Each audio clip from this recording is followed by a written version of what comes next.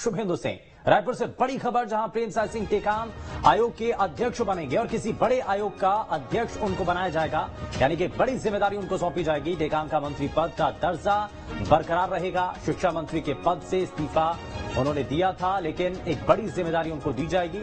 बड़े आयोग का अध्यक्ष उनको बनाया जाएगा। टेकाम का मंत्री पद का जो दर्जा है वो बरकरार रहेगा। तो शिक्षा मंत्री के पद से इस्तीफा दिया था, लेकिन अब ऐसे में प्रेमसाय सिंह टेकाम आयोग के अध्यक्ष बनाए जाएंगे। अंकुश हमारे संवाददाता जुड़ चुके हैं ज्यादा जानकारी के साथ। अंकुश, क्या अभी तक जानकारी है? कुछ बड़ी जिम्मेदारी उनको मिलने जा रही है, मंत्री पद का दर्जा कम से कम उनके पास रहेगा।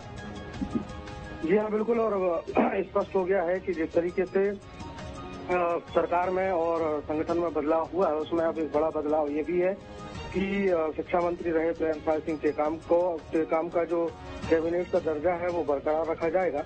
और बरकरार रखने के जाने के साथ साथ उनको एक किसी महत्वपूर्ण आयोग में का अध्यक्ष बनाया जाएगा। तो कुल मिलाकर आने वाले समय के लिए जो स्थितियां निर्मित हो सकती थी, उन स्थिति परिस्थितियों को एक बार फिर से नियंत्रण में लाने के लिए डिसीजन लिया गया है। और सूत्रों के हवाले से जो खबरें मिल रही हैं उससे स्पष्ट हो गया है कि कैबिनेट का दर्जा जो है वो प्रेमसाय सिंह टेकाम का बरकरार रखा जाएगा।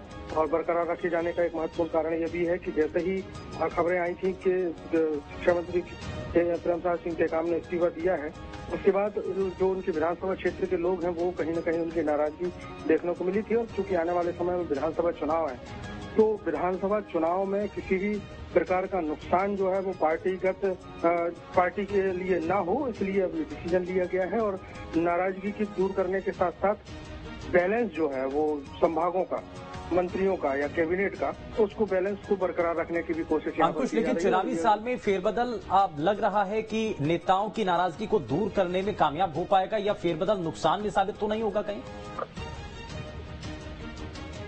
देखिए, दोनों नजरियों से अगर देखा जाए तो जिस तरीके से फेरबदल हो रहा है, उस फेरबदल से स्पष्ट तौर पर यह देखा जा रहा है कि चुनावी साल है और चुनाव में सबको बैलेंस करने के लिए फेरबदल किया जा रहा है। और कहीं न कहीं जिस क्षेत्र में लग रहा है कि यहाँ पर पार्टी को नुकसान हो सकता है, सरकार को नुकसान हो सकता है, उन क्षेत्रों को भी साधने की कोशिश की जा रही है। कुल मिलाकर सभी वर्गों को संतुष्ट करने की कोशिश है, सभी क्षेत्रों को संतुष्ट करने की कोशिश है।